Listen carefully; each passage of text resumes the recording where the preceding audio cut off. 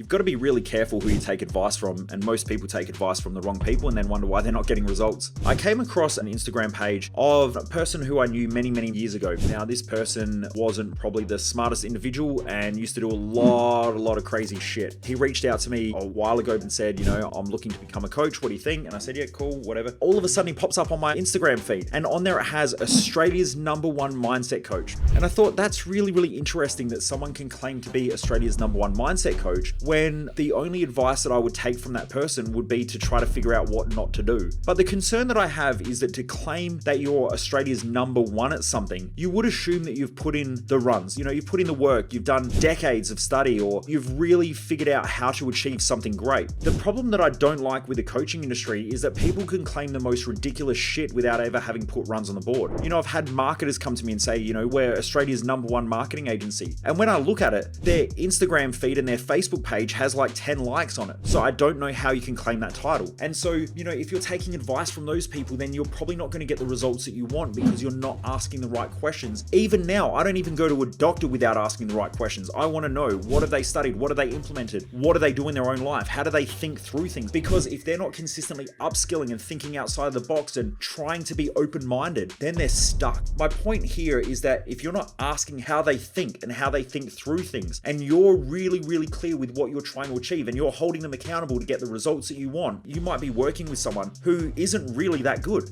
And now you're wondering why you're not getting results, or you're being taught information that's going to fuck you up in the future and you're not even aware of it. That's a huge problem. I really hope that for all my listeners out there, that responsibility you take seriously, and you should really not take advice from anyone that you haven't really heavily investigated. So if someone refers you and says this person is great, then ask them why they're great. What did they help you to get results with? How long have you been seeing them for? There are a lot of people out there who say things like, I got amazing results with this person because I felt great afterwards. Just because you feel great about something isn't a good benchmark. You shouldn't be using how you feel as a benchmark. You should be using your results as a benchmark. In order to get results, you have to be highly skilled. You can make someone feel good just by listening to them complain about their bullshit. Unfortunately, that's most of the mental health industry, which I highly criticize, because if you've got to go to a therapist for 40 years and you're just going to talk about your fucking problems, then you're still going to have your fucking problems that you haven't worked through or haven't figured out because they lack the tools. But a lot of people think that when I talk about my problems, I feel better afterwards. That's because they're using the way that they feel as a benchmark versus the results that they're getting. If you had a trauma 20 years ago and you've been seeing therapists and you're still stuck in that problem and that trauma that you've got, then your therapy hasn't been working. It hasn't got you the results that you want. Please make sure you do your research. Hold yourself accountable to holding others accountable, and make sure that you know what you're trying to get out of whatever you're choosing to do.